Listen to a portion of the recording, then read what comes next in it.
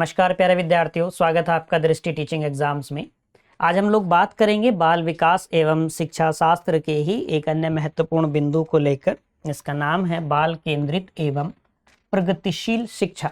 आपको बहुत विस्तार से पढ़ना है बाल केंद्रित एवं प्रगतिशील शिक्षा को लेकर। और जब आप इसके बारे में अध्ययन कर रहे होंगे, यहीं पढ़ते समय आपको कुछ बातें SSA के बारे में, सर्व शिक्षा अभियान के बारे में पढ़नी है। कुछ बातें हमें जो 2020 से पहले वाली हमारी राष्ट्रीय शिक्षा नीति थी उसके बारे में पढ़नी है, और कुछ बातें आपको RTE अधिनियम के बारे में, राइट टू एजुकेशन एक्ट के बारे में 2009 वाला, वो पढ़ना है। कुछ बातें आपके सामने आएंगी NCF के बारे में, नेशनल करिकुलम फ्रेमवर्क 2005 के बारे में। ठीक है, पहले हम समझ लेते हैं इसका अर्थ क्या है। बाल केंद्रित एवं प्रगतिशील शिक्षा की बात, या आपको लिखा मिल जाए बाल केंद्रित शिक्षा, बाल केंद्रित शिक्षा, इसका अर्थ क्या है? इसका अर्थ क्या है? देखिए, आप यदि संविधान के अनुसार बात करें, संविधान के बारे में एक सामान्य जानकारी यदि आपको है, होनी चाहिए सामान्यतः, आप पाएंगे कि हमारे संविधान में भी मूल अधिकारों में भी शिक्षा है। वो बात हम कक्षा में करेंगे उसको लेकर विस्तार से। तो एक बालक का मूल अधिकार है शिक्षा प्राप्त करना। दूसरा, हमारे जो राज्य के नीति निदेशक तत्व हैं उनमें भी अनुच्छेद 39F में हो या 45 में हो, बातें दी गई हैं कि राज्य भी व्यवस्था करेगा बालकों की शिक्षा के लिए। जो हम मूल अधिकार में बात करते हैं कि जो अनुच्छेद है उसमें दिया गया है कि भाई एक इस आयु के 14 वर्ष या उससे कम आयु के जो बालक हैं वो कारखाने, फैक्ट्री आदि में काम नहीं करेंगे। क्यों नहीं करेंगे? क्योंकि शिक्षा पाना उनका मूल अधिकार है। ऐसे ही आप पाएंगे कि जो हमारे मौलिक कर्तव्य हैं, जो फंडामेंटल ड्यूटीज़ हैं, अनुच्छेद 51A, उसमें भी जो 11वां कर्तव्य जोड़ा गया है वो क्या है कि माता पिता या बालक के जो संरक्षण करता है वो क्या करेंगे? बालक को शिक्षा के अवसर उपलब्ध कराएंगे। इन सारी बातों को बताने का ध्येय क्या है, इसके पीछे क्या मूल कारण है? तो हम ये कहेंगे ना, क्योंकि सभी बालकों को शिक्षा का अधिकार है। आप सभी बालकों को कहिए या आप सभी बच्चों को कहिए, सभी बालकों को ऐसी शिक्षा, ऐसी शिक्षा का अधिकार है कि जो उन्हें जीवन में आगे बढ़ने में मदद करे, जो उन्हें जीवन में आगे बढ़ने में मदद करे। जब हम प्रगतिशील शिक्षा के बारे में बात कर रहे होंगे, हम जॉन डीवी के बारे में पढ़ रहे होंगे, तो हमें बहुत विस्तार से इस बिंदु को समझना है कि बालक के सर्वांगीण विकास की बात है। बालक का सर्वांगीण विकास हो, यानी कि हर बालक को, हर बच्चे को ऐसी शिक्षा पाने का अधिकार है जो उसका सर्वांगीण विकास करे, जिससे बच्चे का सर्वांगीण विकास हो, वो अपने जीवन में आगे बढ़े, कुछ ज्ञान प्राप्त करे। अब जैसे ये बात आती है कि हर बालक को ये अधिकार है, तो यही एक बिंदु ये आता है कि हमारी जो पारंपरिक शिक्षण विधि है, उस पारंपरिक शिक्षण विधि में विद्यार्थी केंद्र में होते ही नहीं, बालक केंद्र में होते ही नहीं। उसमें केंद्र में कौन होता है? उसमें केंद्र में होते हैं शिक्षक। विद्यार्थी कैसे होते हैं? विद्यार्थी उसमें निष्क्रिय होते हैं, यानी कि शिक्षक सक्रिय हैं, शिक्षक केंद्र में हैं। कक्षा के जितने भी शैक्षणिक गतिविधियों का आयोजन हो रहा है, जितने भी शैक्षणिक कार्य किए जा रहे हैं, उन सब का संचालन कौन कर रहा है? शिक्षक कर रहे हैं। केंद्र में कौन है? शिक्षक कौन है? निर्धारक की भूमिका में कौन है? शिक्षक है। विद्यार्थियों की अधिगम की गति कैसी होगी, निर्धारित कौन कर रहा है? शिक्षक कर रहे हैं। जबकि बाल केंद्रित एवं प्रगतिशील शिक्षा जब ये बात आती है तो ये क्या कहते हैं कि बालक केंद्र में होना चाहिए। यदि आप नाम से भी डराइव करें तो आप क्या पाएंगे कि बालक केंद्र में है, यानी कि विद्यार्थी केंद्र में है। बालक केंद्र में, विद्यार्थी केंद्र में। बालक केंद्र में होने का मतलब हुआ कि शिक्षण अधिगम की प्रक्रिया में बालक को क्या करना है? सक्रिय भागीदार बनाना है, निष्क्रिय भागीदार नहीं, जो पारंपरिक शिक्षण विधि में है। ये आप पाएंगे कि जो राष्ट्रीय शिक्षा नीति 1986 वाली थी, वहीं से ये हुआ था, और विशेष रूप से उसमें भी प्रारंभिक स्तर पर कि बालकों के अनुसार विद्यालय में जो शैक्षणिक गतिविधियां हैं उनका आयोजन किया जाए, या जो अन्य विद्यालय गतिविधियां हैं उनका आयोजन भी बालकों को केंद्र में रखकर किया जाए। इसमें शिक्षण विधियां भी शामिल हो जाती हैं कि ऐसी शिक्षण विधि से विद्यार्थियों को पढ़ाया जाए जिससे बालकों को समझ में आए, जिससे विद्यार्थी व्यवहारिक रूप से उस ज्ञान का अपने जीवन में प्रयोग कर पाए। आपने अभी भी कहते सुना होगा कि हमने इतनी चीजें पढ़ी हैं, ये हमारे जीवन में काम नहीं आती। आप पाएंगे जैसे हम राष्ट्रीय शिक्षा नीति के बारे में पढ़ेंगे ना, इसी बिंदु में हमें पढ़ना है कक्षा में, आप पाएंगे कि उसमें क्या है कि विद्यार्थियों को, जैसे एक बिंदु है नई राष्ट्रीय शिक्षा नीति में कि विद्यार्थियों को क्रिएटिव बनाना है, विद्यार्थियों की सोच को क्रिएटिव करना है, जो तकनीकें हैं आईसीटी का प्रयोग बढ़ाना है, विद्यालयों को भी क्या करना है, डिजिटल इक्विटी करना है, डिजिटल वर्चुअल लैब बनाई जाएंगी, विद्यार्थियों को ये भी है उसमें कि भाई कक्षा 6 से ही कोडिंग सिखा दी जाए, उनको व्यवसाय के प्रशिक्षण दिए जाएं। इन सारे बिंदुओं में आप पाएंगे केंद्र में कौन है, केंद्र में है बालक, केंद्र में है विद्यार्थी। इन सारी चीजों की शुरुआत होती है जॉन डीवी से। जॉन डीवी के ही विचारों ने जो पारंपरिक शिक्षण विधि थी, स्वरूप था, उसका एकदम काया पलट कर दिया कि भाई जिसको सिखाना है वो केंद्र में होना चाहिए, जबकि वो निष्क्रिय है, वो केंद्र में है ही नहीं। केंद्र में कौन है, सिखाने वाला केंद्र में है, शिक्षक केंद्र में है, शिक्षक सक्रिय है, जबकि सक्रिय होना चाहिए विद्यार्थी को, सक्रिय होना चाहिए किसको, सक्रिय होना चाहिए विद्यार्थी को। तो बाल केंद्रित शिक्षण से, बाल केंद्रित अधिगम से होगा क्या कि विद्यार्थी ऐसा ज्ञान प्राप्त करेंगे, वास्तविक ज्ञान प्राप्त करेंगे, उनका अधिगम वास्तविक अधिगम होगा, अर्थात वो उस ज्ञान का प्रयोग अपने व्यावहारिक जीवन में कर पाएंगे। बात समझ आई होगी। जबकि हमारे यदि पारंपरिक शिक्षा में हम बात करें, हमारी जो पारंपरिक शिक्षा का स्वरूप है, या मैं कह दूं आपसे कि हमारी पारंपरिक शिक्षा का उद्देश्य क्या था कि विद्यार्थियों की स्मृति में अधिक से अधिक सूचनाएं अंकित करना, अधिक से अधिक जानकारी अंकित करना। हम केवल उन्हें सूचना का भंडार बना रहे थे कि इनके पास बहुत सारी इंफॉर्मेशन रहनी चाहिए।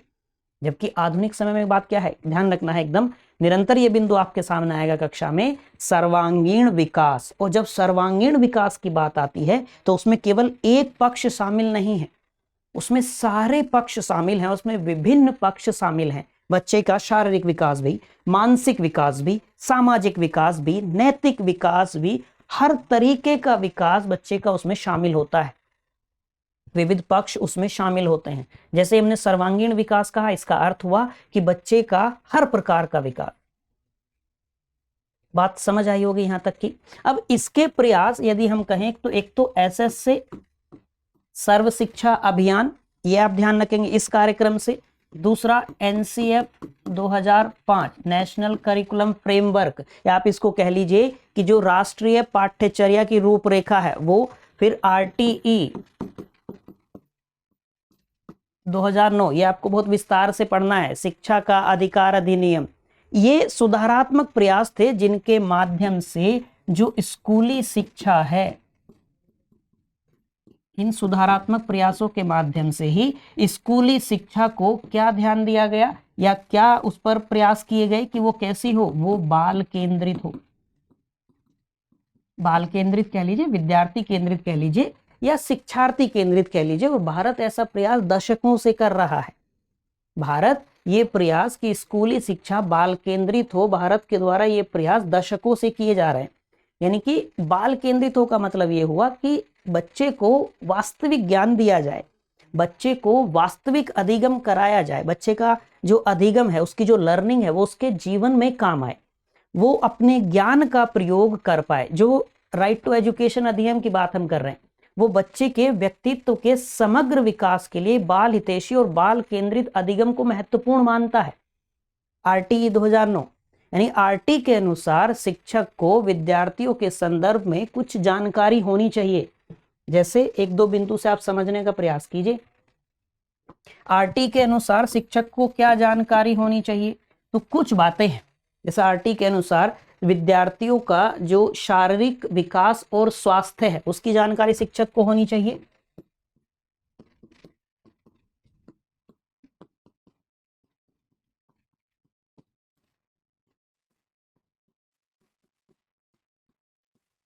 शारीरिक विकास और स्वास्थ्य। आरटी कहता है कि शिक्षक को विद्यार्थियों की मानसिक क्षमताओं के बारे में जानकारी होनी चाहिए।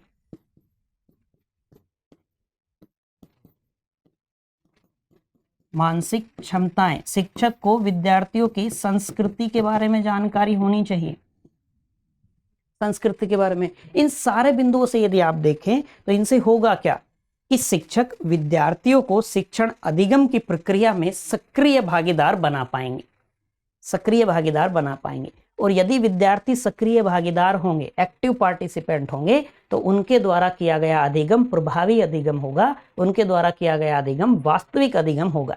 वो वास्तविक ज्ञान प्राप्त करेंगे और उस ज्ञान का प्रयोग वो अपने व्यवहारिक जीवन में कर पाएंगे। बातें समझ पा रहे?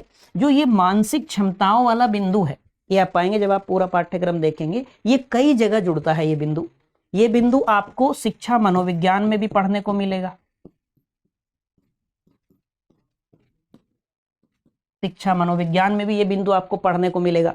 ये बिंदु आपको वैयक्तिक भिन्नता में भी पढ़ने को मिलेगा,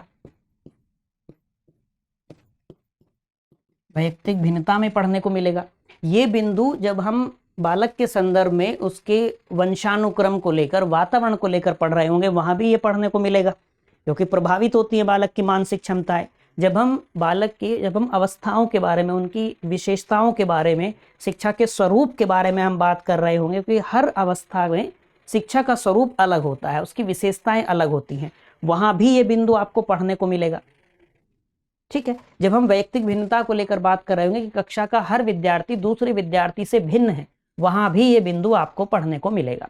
यदि मैं सरल शब्दों में आपसे कहूं कि ये फिलॉसफी क्या है, ये दर्शन क्या है बाल केंद्रित अधिगम का, चाइल्ड सेंटर्ड लर्निंग की फिलॉसफी क्या है, तो इसमें एक बिंदु आता है प्रगतिवाद। हम 3 दर्शन को लेकर कक्षा में मुख्यतः बात करेंगे। एक होगा प्रगतिवाद, दूसरा हम बात कर रहे होंगे सामाजिक पुनर्निर्माणवाद या सामाजिक रचनावाद भी उसको कहा जाता है, और तीसरा दर्शन हम पढ़ेंगे अस्तित्ववाद को लेकर। अब तीनों को एक बार बस सामान्य समझ बूझ के लिए आप समझ लीजिए, एक सामान्य जानकारी आपको हो जाए। जैसे जॉन डीवी के संदर्भ में ये बात आएगी, प्रगतिवाद के जो प्रस्तावक हैं जॉन डीवी ही हैं। जॉन डीवी ने शिक्षा के लोकतांत्रिक सिद्धांत की अवधारणा प्रस्तुत की थी। यानी कि जो प्रगतिवाद है वो क्या कहता है, प्रगतिवाद के अनुसार विद्यार्थियों को उनकी गति से अधिगम में प्रगति का अधिकार होना चाहिए। इसको बहुत सरल शब्दों में यदि समझें तो यदि कोई विद्यार्थी कक्षा में प्रखर बुद्धि का उपस्थित है, मैं हमेशा ये बात आपसे कहता हूं कक्षा में कि हर कक्षा में आपको मिलेगा कि विद्यार्थियों के कुछ स्तर होते हैं, एक प्रखर बुद्धि के विद्यार्थी, एक औसत बुद्धि के विद्यार्थी और कुछ औसत से कम बुद्धि के विद्यार्थी होते हैं। तो जो प्रखर बुद्धि का विद्यार्थी है, यदि उसको एक बार शिक्षक ने कोई बात समझाई, उसको समझ में आ गई, तो वो तो ये चाहेगा ना कि अब दूसरे बिंदु पे बात की जाए, जबकि शिक्षक के द्वारा क्या किया जाएगा, उनको तो कक्षा के सभी विद्यार्थियों को साथ लेके चलना है। तो वो क्या करते हैं कि एक बिंदु को 2 बार 3 बार समझाते हैं, जब तक सभी को समझ में ना आ जाए। तो ऐसे में क्या होगा कि जो विद्यार्थी एक बार में बात को समझ गया, उसको लगेगा कि इससे मेरे अधिगम की जो गति है वो प्रभावित हो रही है। बात समझ आई? तो जो प्रगतिवाद है वो यही बात कहता है कि विद्यार्थियों को उनकी गति से अधिगम में प्रगति करने का अधिकार होना चाहिए। यानी कि प्रगतिवाद के अनुसार यदि दृष्टिकोण की बात करें कि बाल केंद्रित अधिगम दृष्टिकोण जो है वो प्रगतिवाद के विचारों के अनुरूप ही है। बाल केंद्रित भी क्या कहता है कि बालक केंद्र में होना चाहिए, यही बात प्रगतिवाद कहता है। यानी कि बाल केंद्रित अधिगम में जो बालक है, जो शिक्षार्थी है, वो केंद्र में है। इसमें बालक या विद्यार्थी की जो चिंताएं हैं, उसकी जो जिज्ञासा है और जो वास्तविक दुनिया के अनुभव हैं, उनके संदर्भ में विद्यालय गतिविधियों का आयोजन किया जाना चाहिए। विद्यालय गतिविधियां हों, कक्षा के अंतर्गत होने वाली गतिविधियां हों, वो कैसी होनी चाहिए, जो बालक को केंद्र में रखती हों, जो उसके अधिगम के अनुसार हों। यानी कि इसमें केवल शिक्षक का कार्य शिक्षा देना नहीं है। यदि हम प्रगतिवाद के अनुसार बात करें तो शिक्षक का कार्य बालक को मात्र शिक्षा देना नहीं है, बल्कि क्या है कि बालक स्वयं से सीखे, बालक स्वयं से सीखे। उसे किसी प्रश्न, जो जिज्ञासा बालक के मन में है, वो उस प्रश्न तक पहुंचे, खुद पहुंचे, तो उसके संदर्भ में उसकी क्षमता का विस्तार करना है, ये प्रगतिवाद कहता है। जो हमने सामाजिक पुनर्निर्माणवाद या रचनावाद की बात की, तो इसके अंतर्गत क्या है, जैसे समाज की समस्याओं के संदर्भ में आप बात करेंगे तो शिक्षा समाज की समस्याओं को हल करने में महत्वपूर्ण भूमिका निभाती है। अब यहीं से बात आती है सामाजिक पुनर्निर्माणवाद या रचनावाद। यानी कि क्या होगा इस दर्शन के अंतर्गत, शिक्षा के माध्यम से समाज के पुनर्निर्माण पर बल दिया जाता है। एक ज्ञान आधारित समाज का निर्माण होगा। आप पाएंगे कि सारी चीजें कहाँ से शुरू की जा रही है, प्रारंभिक स्तर से। क्यों? क्योंकि वहीं से क्या होगा कि एक ज्ञान आधारित समाज का निर्माण आरंभ होगा। जो अस्तित्ववाद है वो क्या कहता है? अस्तित्ववाद कहता है कि जो बालक के उसके अस्तित्व का जो महत्व है, या हम कहें कि उसके जो निर्णय लेने की स्वतंत्र इच्छा है, वो स्वयं के प्रति उत्तरदायी होने में उसका विश्वास होना चाहिए। यानी कि शिक्षक ये तय ना करें कि बालक क्या सीखेगा, बालक कैसे सीखेगा। बात समझ पा रहे हैं? यदि कक्षा में कोई विद्यार्थी हम ये कहें औसत से कम बुद्धि स्तर का है, उसकी बौद्धिक क्षमताएं औसत से कमतर हैं, तो भी शिक्षक को उसे उसी अस्तित्व के साथ में, उसके अस्तित्व के साथ में स्वीकार करना चाहिए। और सरल शब्दों में कहूं तो अस्तित्ववाद में या इस दर्शन से शिक्षक से यह अपेक्षा की जाती है कि उन्हें अपने विद्यार्थियों को जैसे वो हैं उसी रूप में स्वीकार करना चाहिए। ये तय नहीं करना चाहिए कि उन्हें क्या सीखना चाहिए, उनके लिए क्या बेहतर है, उन्हें कैसे सीखना चाहिए, कैसे सीखना उनके लिए बेहतर है, ये तय करने का अधिकार बालक का होना चाहिए। बात समझ आई होगी यहां तक की? तो बाल केंद्रित अधिगम की बात आपके सामने आए, बाल केंद्रित शिक्षा की बात आपके सामने आए, प्रगतिशील शिक्षा की बात आपके सामने आए, तो आपको एक तो जॉन डीवी का नाम ध्यान रखना है। दूसरी बात, बाल केंद्रित शिक्षण में जब बात आएगी तो आपको ध्यान रखना है कि बालक केंद्र में है। अब जैसे मान लीजिए कोई शिक्षण विधि है, वो शिक्षण विधि उत्तम स्तर की है, लेकिन उस विधि से बालकों को समझ नहीं आ रहा। जबकि यदि हम शिक्षा मनोवैज्ञानिकों के अनुसार देखें तो उनके मानकों के अनुसार वो शिक्षण की विधि एकदम सर्वोत्तम है। लेकिन बाल केंद्रित शिक्षा में जब बात करेंगे तो वो विधि कैसी हो जाएगी? अनुपयोगी हो जाएगी। क्यों? क्योंकि उस विधि से बालकों को समझ में नहीं आया। दूसरे तरीके से समझ लीजिए, और सरल करते हैं थोड़ा सा। मान लीजिए कोई शिक्षक किसी विषय को लेकर अद्वितीय ज्ञान रखते हैं, एकदम मतलब उनके जितना ज्ञान किसी को नहीं है उस विषय को लेकर, लेकिन जब वो शिक्षक विद्यार्थियों को शिक्षण कार्य कराते हैं तो विद्यार्थियों को उनकी बात समझ में नहीं आती है, विद्यार्थियों को उनकी बात समझ में नहीं आती है। अब वहीं दूसरे शिक्षक हैं जिनको उनकी तुलना में, पहले वाले शिक्षक की तुलना में बहुत कम ज्ञान है, लेकिन वो जितनी बातें विद्यार्थियों को समझाते हैं, जितनी बातें विद्यार्थियों को पढ़ाते हैं, वो सारी बातें विद्यार्थियों को आसानी से, सरलता से समझ में आ जाती हैं। तो कौन से शिक्षक बेहतर हुए?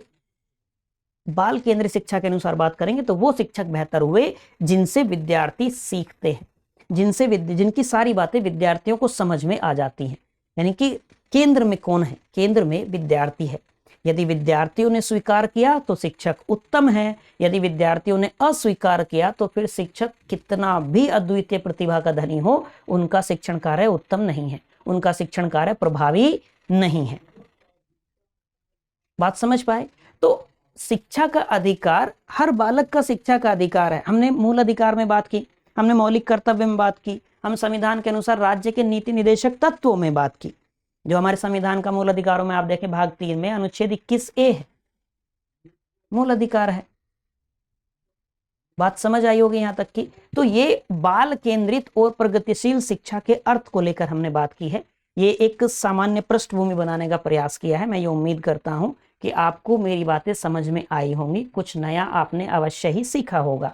आज के लिए इतना ही रखते हैं, मिलते हैं आपसे किसी अगली क्लास में किसी अगले बिंदु के साथ। Till then bye bye, have a nice day.